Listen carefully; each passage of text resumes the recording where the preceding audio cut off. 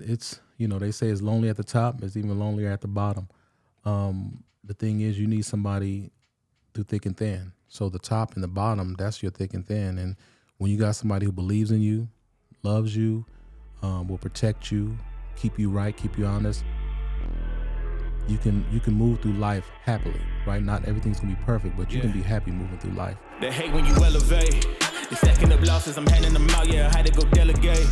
It feel like I'm floating, I'm lost in the moment, I swear I could levitate. Yo, what's up, everybody? Welcome back to another episode of Express Yourself with Sbpress. I'm your host, as always, Sbpress, and I cannot, but I will always thank you for tuning in. Make sure you like, subscribe, leave comments. I definitely get back to everything. I see everything, and I respond. But it's not about me today. It's always about the guest that's in the house. And today we got not only just a bodyguard, not only just a federal guy, but he's a big family man and singer, because we're going to get to them bars in this whole episode. Ladies and gentlemen, let's give it up for the Mr. Funny Brian Laskey. What's up? We in the house or what? Yes. Appreciate it being here, my brother. No, appreciate you. Man. This is long overdue. I get the pleasure of talking to him on a regular basis, He does work for some very important individuals, We won't dive into that, but we will dive into the parameters around it. Yes, sir. Let the audience know where you're originally from and a little bit of your family upbringing. Well, let's see. Born and raised in Pasadena, California.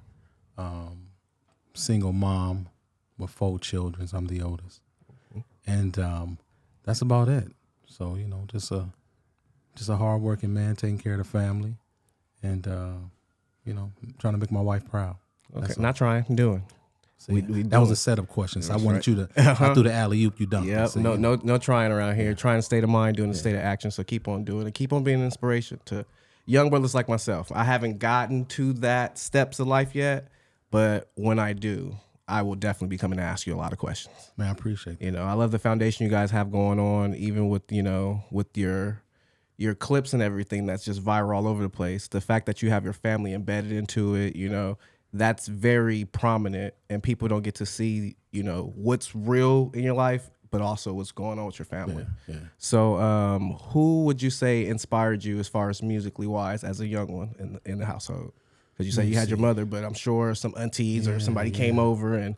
Well, so the thing is, like growing up, my mom, she was a singer from Mobile, Alabama, back in the day. Okay. But with us, she would always sing. Her thing was always the gospel singing and the praise and worship. That was pretty much it. That's all she listened to.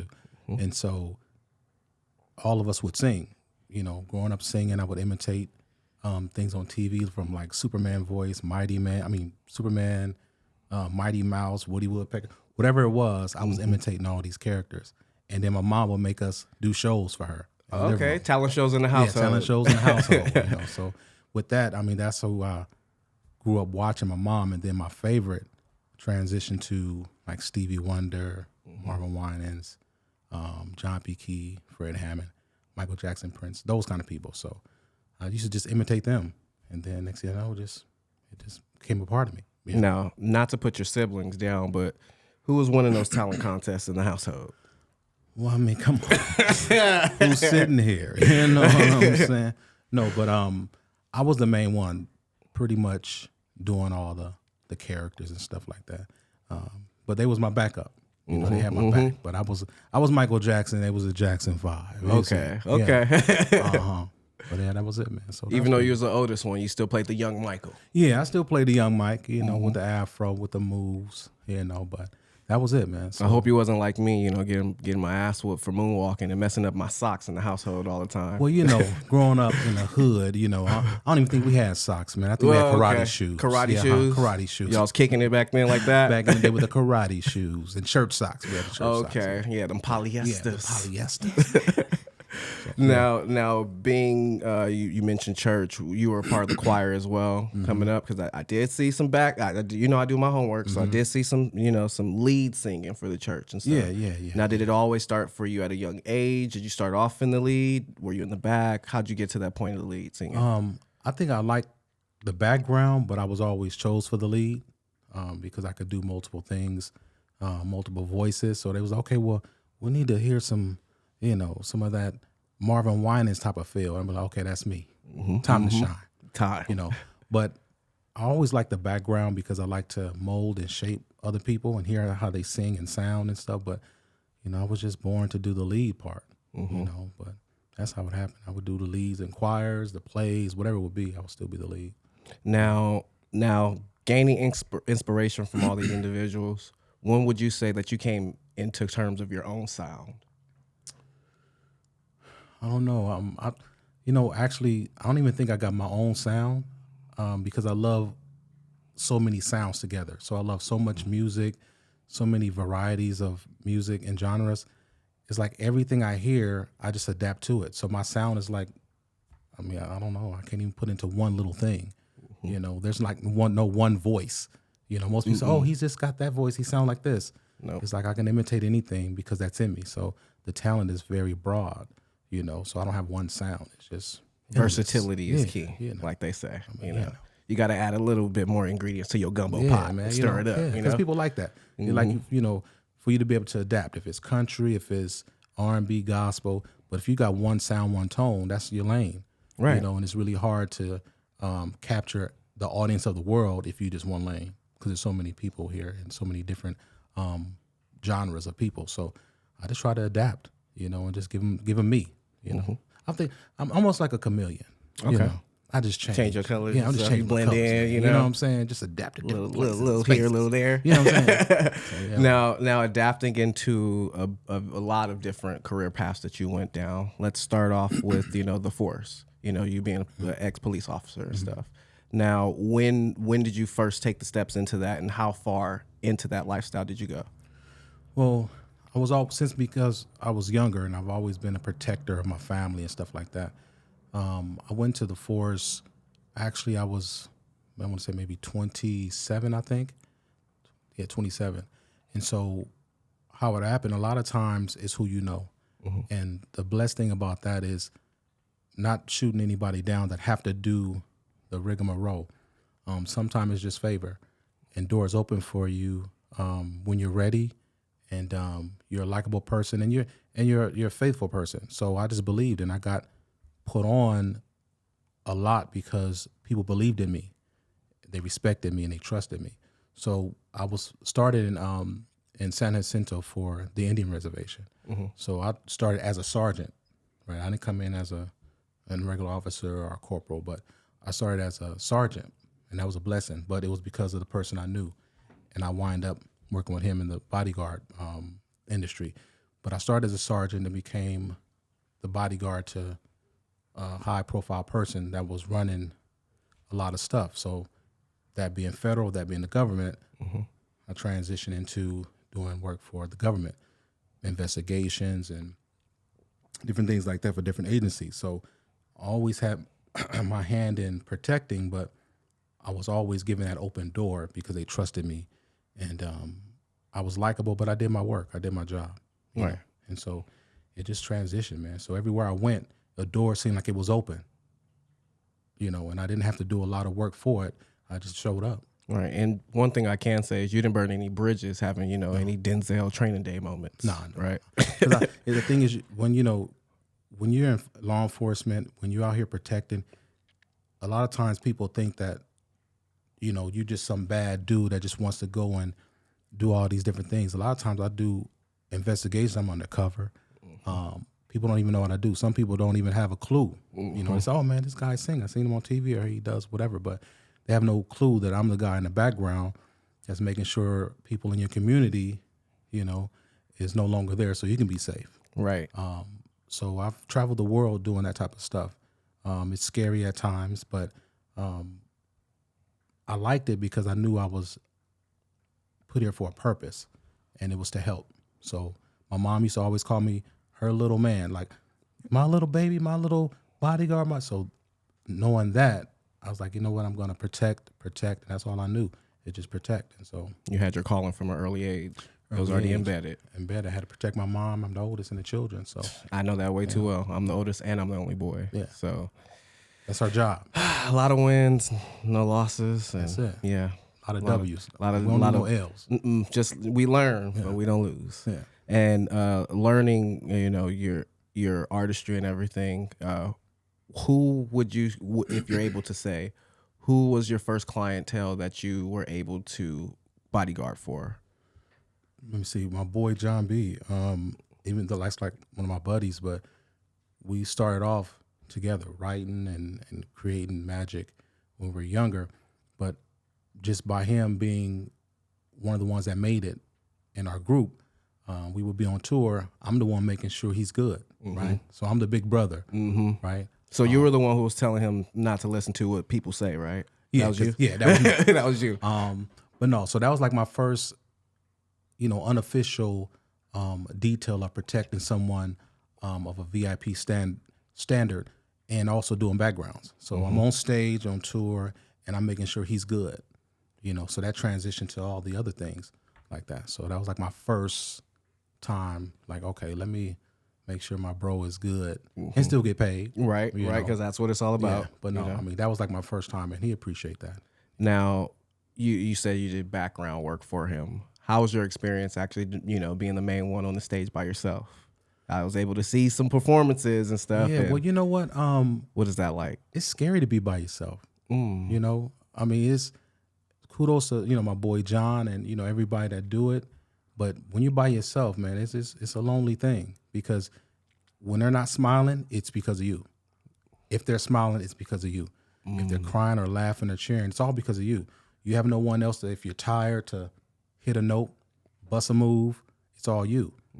So that's the scary part. And I think my wife, we talk about it all the time. She's like, well, why don't you do this and do that? And I think what kept me from really moving forward, even though I had a lot of songs and all this kind of stuff, I think what stopped me from moving forward was the fear. Well, I'm going to say the fear, because I'm not afraid of anything, but just the nervousness of not being completely what they want. Because fans, they want a lot. Right. But I have to separate that. You give them what you give them. If it's you, it's genuine. Some people like it, some people don't. But it was hard for me to separate being out there by myself and looking at these people like, okay, I got to make them have a wonderful day. I got to make them smile. But when you have a group of people, you can group it up, you can talk things over. But when it's you, so that's a scary. That's kind of nerve-wracking and kind of scary. So I think I, kind of halted me from really moving forward as a solo artist. But I love being in the background though. I heard that, but I will say this, because I did post overly enjoy it. You could do it by yourself too. You can definitely do it by yourself too. Incredible stage presence. I just got to say that for sure. I appreciate that, man. No, I appreciate you. Now, have there been several other shows that you've already, performed on and stuff like that? If you could let the audience know. Man, for like years, I mean, just performing on tour with John B, LV, shout out to him, great guy. He's the one that sung Gangsta's Paradise with Coolio. So I was on tour with him, my boy Mario Winans, doing stuff with him. Wonderful people, and they would always reach back and say, hey, man, what you doing? Let's go do this, But if I'm doing something with them, it's great, Right. My girl Truth Hurts, shout out to her as well. Right. But yeah, when we on tour, we singing. I mean, I'm like, cool. We got the whole people here. We can laugh. We can talk. The nerves go away. But when it's you, it's a different situation. But no, those people right there really kind of set the tone for me to be creative and just travel the world. Okay, so traveling the world and everything, doing bodyguard work. What's the difference in doing it domestically versus internationally?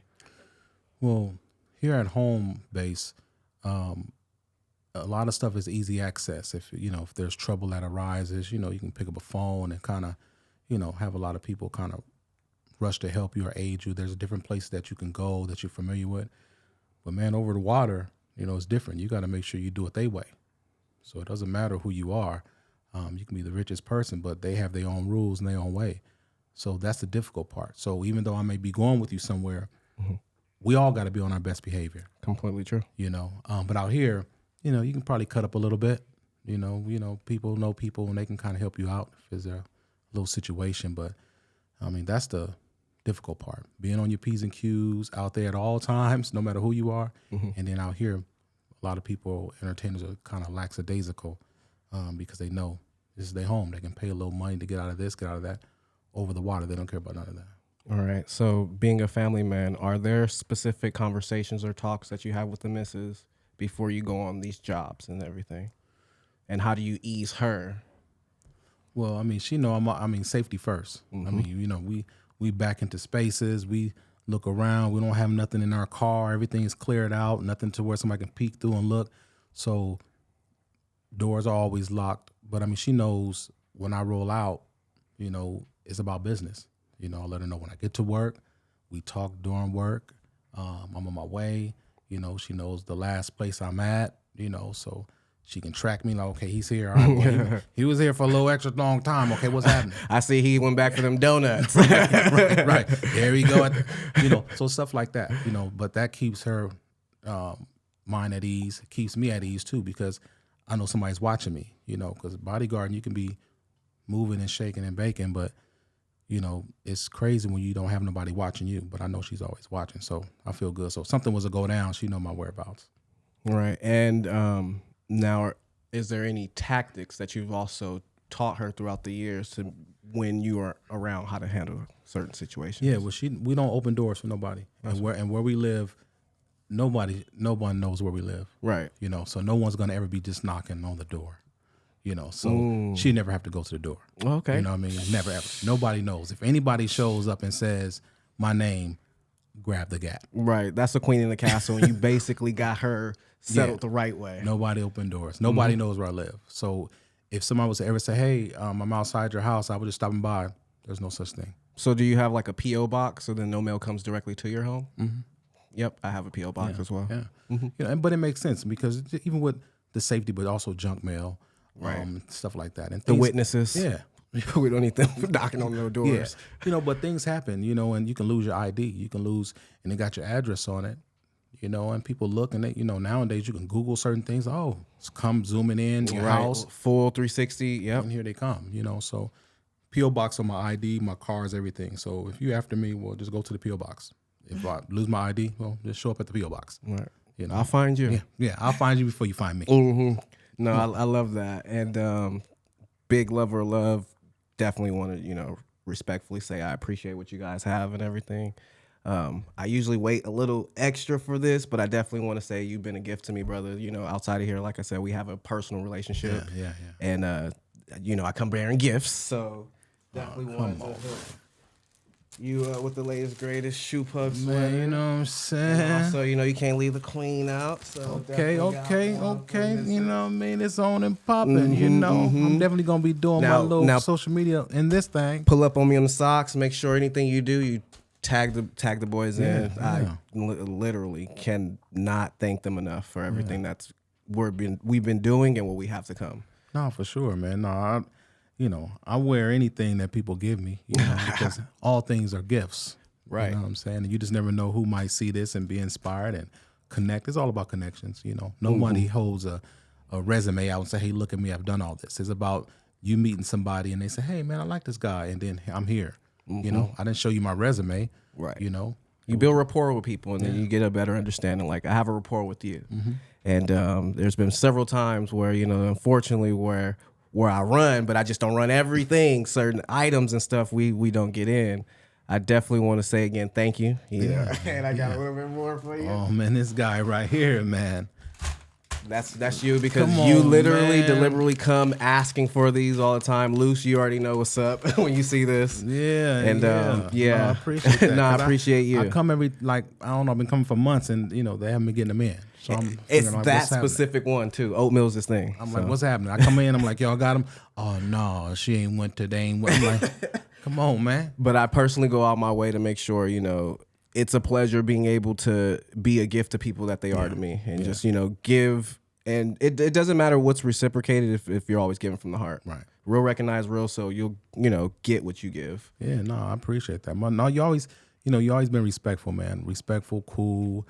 We laugh, we talk, and, you know, I come down there 5 and 4 times, filling up all different cars and stuff like that. Working man. You know, working man, you know. But at the end of the day, man, the people I work for are great. Really cool family. And they respect me. They treat me like a human being, not as just a bodyguard or someone protecting. They're really cool people, and they listen. A lot of times you have clients that they may pay you top dollar, but they don't like to listen. I was like, well, what am I here for? Because at the end of the day, you're not an expert. You're an expert in what you're doing, but not this. Right. So if we're going to be safe, all of us, every time we go out or even at home, I need you to listen to the expert. And this family, they do. They're really respectful, and they treat me like I'm a brother. And I can personally vouch for that. I got to see interaction not that long ago. We won't allude to when and where, but no, it was more family, more like you guys have like a family like I have here at Mastermind, you know. And I appreciate those type of things because again, no one wants to see someone else working for someone, but they're not respected by that someone. Yeah, you know? That's terrible. I mean, I've walked away from some pretty big coins because of that. But it's not about the money, because you can have money, but then you go on home and you stressed out and you irritated and you're mad, and then you take it out on your family, and they don't deserve that. They deserve your best when you walk through the door. Right. Even though you're tired, they still deserve your best for them. So I don't take work home, and I get with clients that understand I got a family. We ain't gonna be doing no nonsense. We ain't gonna be doing no craziness. And if you are, then I'm out. Right. Because you got a queen to get back, home to, protect the family and everything. She wants me to be safe, and she wants me back at the house and us creating crazy memories and having a lot of fun, but not out here stressing because I got to pull out my weapon every 5 seconds because somebody wants to do something to this person, that person. So I don't work with people like that. Right. Now, I do have a crazy segment called Blast from the Past, and I, took some imagery from your past, brother. And gonna throw up on the screen whatever comes to mind first. Just let it, just let it go. Now this one is a little vague because it's it's way back in NBC, UPN, Channel 13, but Challenger, man. Man, that was a long ago, man. That was when it was a show called The Talent Agency. The host was Alex Thomas, the comedian, and the actress Eva Longoria, and it was super cool. I won like 6 episodes, and I lost on the 7th one. I think this is like the 5th one or something like that, but. Yeah, it was pretty cool. It was pretty cool. No, I had to repost that because it was just like every time I see it, it's a feeling like I'm there. When I say stage performance, crowd control, like you have people in the palms of your hand, and like I don't know why this venture kind of like tore it off into what it is, but it would have been amazing to see you keep going. Yeah, no, but I learned from watching. The best, like I said, John B, Mario, Winans, and LV. Those are people actually that watch on stage, like take the crowd and bring them in and have them going crazy, and I'm like, man, this is awesome, but no, I learned that from them, man, And even in a room with them, brother, you still hold your own weight, for sure. I appreciate that, man. Appreciate you. Yeah. Boom. Yeah, okay, let's take them back, way back. Yeah, that's way back in the time. So, yeah, this is more recent. You see the grays right here. So that's at Stages. The reservation. I was a sergeant there. This is me.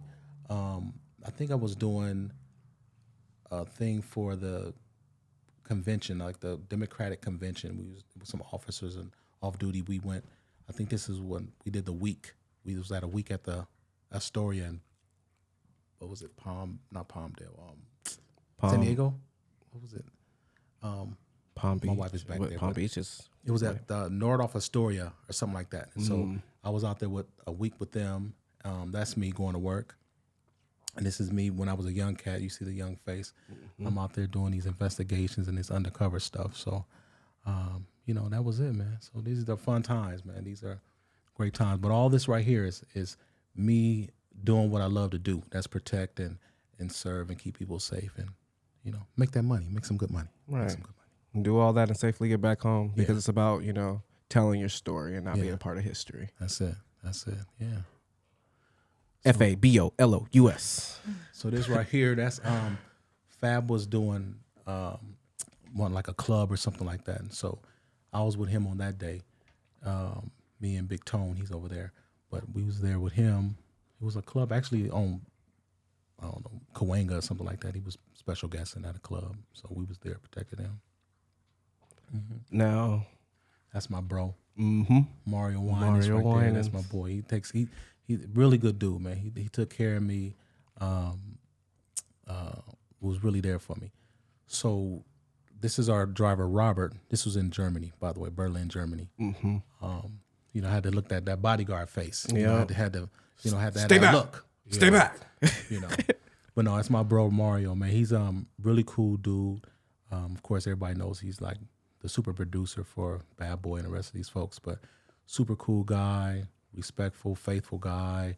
I love that dude, man. Real cool guy. Now working with him and everything, did you find out anything that you didn't want to know? Nah, I mean he's as real as it get, man. Whatever you see is what it is. Okay. You know, he's a family guy, love his wife and kids and all that, but you know, he's a down to earth guy. We laugh, we talk, really cool dude. Okay. Really cool dude. A lot of people give artists like bad raps and stuff like that because so many things are just open to their disposal and stuff like that. So yeah, but they don't know. I mean, the thing is, like, I'm with a lot of people, and you know, certain things that you see, but you don't know the behind the scenes. You know, but by far, you know, him and the rest of these folks, they're good people, really good people. I love these guys. And that's me and OG Ashley at the Teen Choice Awards. So her and Snoop was presenting that time. And so we rolled. That was my girl. We rolled. And yeah, man. See Jesse McCartney in the back. Yeah. Jesse McCartney, man. Youngin. I love Jesse McCartney. So yeah, that was that time. So we had a good time, man. And it's fun. So funny about this one, we was at the place, and so she's in her dressing room, and so I'm, you know, with my suit on. And, you know, I'm always with a suit. You know, sometimes I might just be regular, but I'm usually always in a suit. And so the funny thing is I'm outside her door and she's inside. And so Snoop walks, and it's so funny. I'm gonna tell you this, a lot of these people can't remember, like, you. I was like, you know, I right was there. When you did this, or when it was me. They be like, oh man, right. So anyway, so she's in her dressing room, whatever, and I'm outside the door. And so I remember Nelly Furtado walks by and she looks at me, and you know, everybody's looking at me like, is it Secret Service? What's going on? Because I'm the only one in the suit. Everybody else got like a T-shirt or something like that that says security or whatever. I said, no, bodyguards don't. We wear that. Right. And so she's inside. So I remember Nelly Furtado comes, and Nelly Furtado's sister come, and then Timberland walks by, and everybody looking like, don't want to make eye contact. I'm like, I mean, y'all can look at me like, it's cool. And so, I don't bite. Yeah, I don't bite. So then Snoop comes by and say, hey man, you know, my son wants to know if he can meet Ashley. I'm like, yeah, it's all good. So I open the door and hey Ashley. She says, oh yeah, sure, come in. So they took a picture or whatever. And the funny thing is, before that, Snoop and John B did a song, right? DOGs Get Lonely or something, like way back in the day, right? So I was with John then. And so we was all laughing and talking. So then I told him, he said, oh man, you right. I was like, yeah man, that was me. That was me from way back there. I've been around. Right? You know, that was me. He said, yeah, you right. Because he had a security in the suit. And I came and I had a bag. And he's like, oh man, you must got bad nephew. Right, you must got a bazooka in there to protect John B. Because, you know, John was doing his thing. And I was like, nah, man, I got more skills in this bag. Right. So we were laughing and talking. But he's like, oh yeah, that was you. So I was like, yeah, that was me. So yeah, that was funny. Now. So this is one of the little TikTok. This is the littlest one, Bailey. Shay Star, that's her stage name. But yeah, so we always doing the little TikToks and little videos. And the other kids, they don't like to do it. They be like, they too grown for that. Right. I'm like, all right, cool. But this is, you know, she's like the champion of the group. She loves to do the videos, you know. Now, not so much now. She's a little older. She's like, Dad, I'm like 11, so I don't care about videos. But right here, she was like 6, 7 or something like, she was cool. But now she'd be like, no videos. Now, question: who would you say is the harder in the household to do the videos, the missus or the little missus? Who's more resistant? This one. Yeah, she. Oh no, she. If I say, honey, let's do a video, sure. She'd jump into action. Like, okay, good. Then she go right back to her phone. Do. Right. But this one, she'd be like, so okay, what am I doing again? Well, okay, all right. And then the one above that, India, you know, I'll be like, all right, my India, let's do some videos. She'll be like, we're going to do some TikToks. Are we getting food? Yeah. I mean, so, you know, but she's out, you know, she plays sports, stuff like that, softball. So she be doing her thing with her friends. So she'd be like, okay, all right, fine. I'm like, I gotta corral these people in, just do a video. Right. But You have to bribe them? Yeah, I mean, every time, okay, well, all right, so if I do, like, all right, fine. You know, What's it's my always percentage on this? Well, no, the missus, she jumped right in, like character. We can do a video right now. Like, all right, babe, you ready? Okay, what am I doing? So, you know, that's my road dog. Real support Right. right there. The You rest of them know. be like, oh man, Yeah, yeah. this guy I had to. pulling up the archive. I had to. So this picture right here, this is a video right here. It was hilarious. I did this like a few times, but this is back when Steph Curry's wife and them had a situation or something like that. And so I did like a little skit about him, you know, loving his wife and being there for her, like he shoots the jumper, be there for some crazy. I don't know, but no, it was hilarious at the time. But yeah, sorry, Steph. You know, I respect you and your wife. It was just a skit. It was just a skit, you know. But no, it was pretty funny. It was a funny skit, by the way. But this right here, like I said, I'm a big lover of love. Yeah, man. Especially when I see it done the proper way. Yeah, well, that's me and the OG missus, you know, gazing into each other's eyes. You know what I'm saying? You know what we doing. But no, that's how it is, man. That's, you know, that's my OG. She's my road dog, and she champions for me, and she keeps me in line, and you know, she keeps me humble. She reminds me of who I am and what I stand for, and yeah. I almost got sentimental just now. My voice where started. was the this point. photo taken? In Pasadena at the City Hall, right? Yeah, City Hall, like the little foyer. Were you guys renewing your vows? Or Yeah, but this was actually our engagement photos. I dug. I love that jumpsuit. It's really cute. Yeah, that was engagement photos. Now, explain to the viewers and listeners exactly how important it is to have a ride or die. Man, it's, you know, they say it's lonely at the top. It's even lonelier at the bottom. The thing is, you need somebody through thick and thin. So the top and the bottom, that's your thick and thin. And when you got somebody who believes in you, loves you, will protect you, keep you right, keep you honest, you can move through life happily, right? Not everything's gonna be perfect, but you can be happy moving through life with a ride or die. Somebody that's gonna say, okay. And she's a CPR expert, by the way. So she Ain't nobody dying over here. You know what I'm saying? So she breathes life into me every day, man, and into the family. So that's what it's about. You know, without her, most people, you know, that cliche, oh, without them I couldn't go on, all this kind of stuff. But definitely, it's been times I'm like, man, this life is crazy. You know, because you do so much, and you think like, well, I mean, what am I here for? When things fail, when things are good, when things are bad. She steps right in and just reminds me, okay, well, next. Right. You know, sweet and short. Don't let you try to get all crazy with it. She's like, okay, that's cool. Next. You know, so I don't even got time I can cry, but after the few tears drop, say, okay, that's good. What's the solution? Yeah. So, no, that's important. That's what you need, man. No, definitely. Wanted to create a segment so she can, you know, get her golden nuggets because we don't believe in flowers here. Flowers die.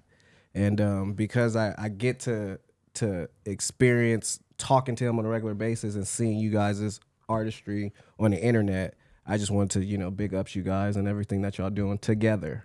Appreciate Unity it. together. Unity, man. So no, thank you for, you know, opening up that chapter of life to me, because I know a lot of, you know, walls and barriers have to be put around the perimeters of your life due to what you do. Yeah. Now, is there any moments where things kind of like went left? Have you had a bad day at work? Yeah, man. It was one time, I want to say 2020, May 30th, maybe something. 2020. 2020? Yeah, man. It was a situation. I almost bring tears to my eyes.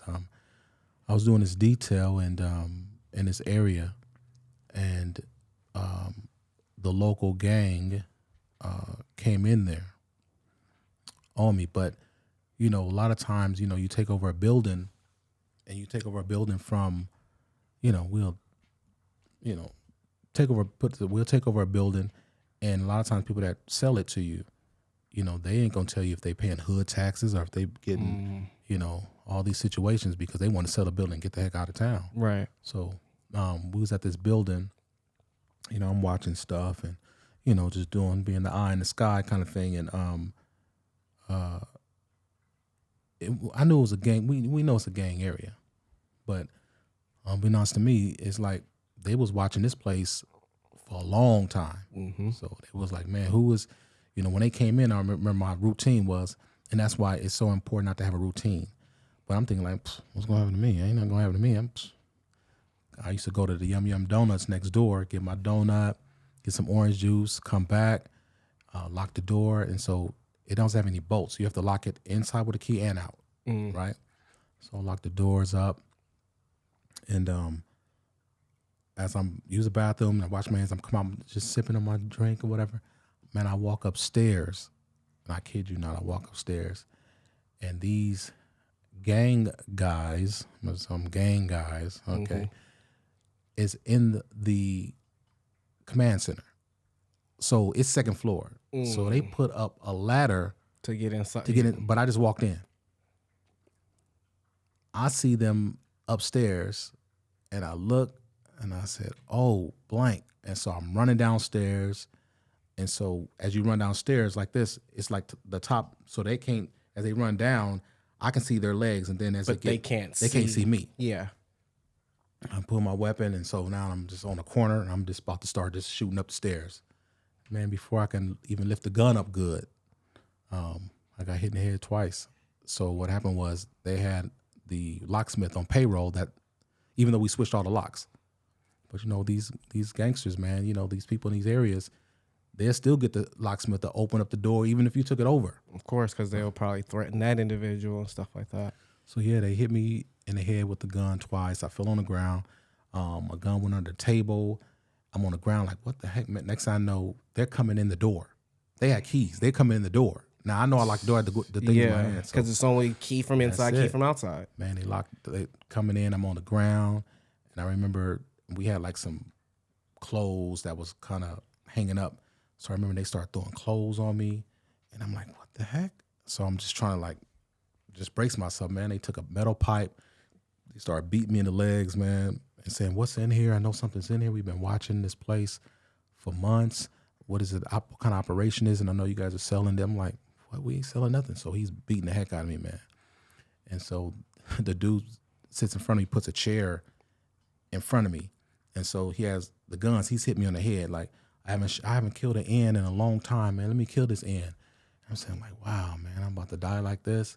And they just talking to me, and it just, as I'm listening to them, it's like going in and out. So I can hear them, then it gets like I can't hear nothing. Then I'm, my nerves, I'm like, man, I'm about to die. And so he took my gun, he took my ammunition, my bag, my laptop. And so I had some cargo pants on, my boots. And I remember I had my badge in my front pocket. So I'm laying on the ground, and so I kept it tight. So I'm laying on it.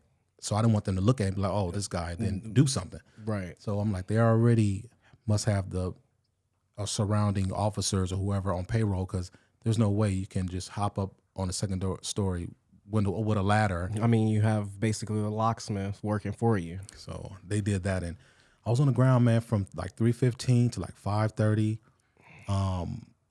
Yeah, they tried to do me a once over, man, but I just remember at the last moment, I promise you, they was going through the ceiling was kind of like this, but like at the doctor's office have them squares you can kind of push. Yeah. Yeah. So they was trying to climb over that into the other part and said, I know you guys got weapons or guns or drugs or this. I'm like, dude, we don't have nothing here. But, it was our stuff back then, not no drugs, weapons. It was our weapons and stuff. But he's like, I know you got something back here. And, they just trashing the place. And I promise you, at the final hour, brother, God spoke to me, and I'm not even lying. God spoke to me and said, they're not going to kill you. They're not going to touch you. I promise you. The dude stopped hitting me with the pole. The dude that was in the chair that was hitting me in the head like this, he stopped. 4 seconds later, he pulled my pocket over, pulled my badge out, right? And he looked, and they started speaking in Spanish. And he said, man, this ain't got nothing to do with you, man. This ain't got nothing to do with you, man. People come in and don't pay their hood taxes and this kind of stuff. I said, man, I ain't got nothing to do with that. I ain't got nothing to do with that. And he said, okay, man, we're gonna let you be. But if you move, we're going to blow your head off. And I said, man, I ain't moving. So he took my keys. He said, this your BMW outside? I said, yeah. He said, we taking it. I said, oh, man, I got to pick up my daughter from school. Just leave that, man. You can take everything else. He said, no, we taking that too. So he walks out, and I'm sitting just, still like this, and all of a sudden I just kind of just like laid down. I'm like, okay. So I'm counting to 60 like 30 times. Mm-hmm. Then I hear the one dude go, hey, man, and then he throws the keys to me. So I see the keys slide in front of me like a movie. The car keys? The car keys, right? And he said, you better not move. Man, after that, I didn't count to 60 a few more times. And as I'm getting up, the tactic is to see your surroundings. I said, hey, man, can I at least have my laptop? And I start talking to see who's going to respond. Mm-hmm. And Reading I the room. hopped up so fast, ran back upstairs. I looked out the window. One of the dudes across the street just looking at me like this. Man, I shut that window, bro. Grabbed my car keys, opened that door, hopped in my BMW. Bro, when I hopped in the BMW, I start crying. I start yelling, screaming, cussing. I went to a rage then, right? Mm-hmm. But, back up. They had me do my thumbprint on my phone. So they took my phone, right? The thumbprint on my phone. He said, what's the code? I said, I don't got a code. So I did my thumb twice. Then he did something. Then he did it again. So he erased everything. Man, I'm driving through the streets, bro. I'm trying to go into oncoming traffic. The thing is, at least somebody can say, I see this crazy guy driving erratic. Get the police. So, exactly. Nobody. People are driving like, and driving. I'm like, I'm trying to run. I'm trying to run into poles, whatever it may be. I have no phone. My nerves are shot. I'm crying. I go back to the Yum Yum Donuts and I ask the lady, I just got robbed. Can I use your phone? The phone is like right here. She goes, I can't help you. Now, mind you, I see this lady every morning at 2-3. We talk, we laugh. She was like, I don't want no problems. I can't help you. Which took the tells phone. me that she's also. Yeah. Took the phone. Like, I couldn't even reach it. I'm like, I could have just snatched it if I wanted to. Right. She took the phone. I can't help you. I hopped back in my BMW. Went to the check cashing place 24 hours across the street. The Hispanic girl, God bless her, man. She saw me. She was like, she said, yeah, I see people running. I said, yeah, I just got robbed, and told her I was. I'd have no number. Nowadays you press one button, gets you a number. Just gives, yeah. I'd have nothing. Nobody's memorizing anything but 911. No numbers, bro, nothing. And so when I go into all the facts and details, I'd have a person going to give them my code to my password on their laptop to get all the information I needed. So I had to call my peoples, and they was like, don't talk to the police because they might be on it. I'm saying, I already called them. They was like, what are you doing? So, they showed up, and they was looking at me like, what the heck? And I had to tell them, like, oh, yeah, man, blah, blah, blah. And they was like, you sure that's a story? Wow. Like, so, yeah, but after that, everything was, I would say taken care of by 12 o'clock. Yeah, we don't sleep on certain things. We definitely don't. So, we go to bed very nicely and comfortably. Yeah. So, when you mess with folks like, that are, like me, sometime, things happen. But, I did actually a video, and I prayed for them guys, and I said, God bless them. But whatever wrath is to come upon them, it ain't on me. Right. They chose that. So, but yeah, that was it, man. But yeah, that was like the most scariest. That had me thinking like, I'm never doing this again. But usually I have partners. We have people that work. I'm like, oh, man, this is easy breeze. I'm chilling, eating donuts, man, getting paid. I'm kicking it. Right. Nah, man. You always got to be on your P's and Q's. But yeah, that was the worst situation in my whole entire life. Well, man, I'm glad you're here able to tell your story, not part of history. That's what it's really all about. And hopefully, it can wake a lot of other people up that are also in certain aspects of the business, such as yourself, to, not just, watch your P's and Q's, but, cross all your T's, dot all your I's as well. That story right there, just because as you're telling it, because, I know my geographic areas, I definitely have a feel of where you were and the circumstances. And in that area, it is a big field that is controlled by the wrong people, businesses and everything.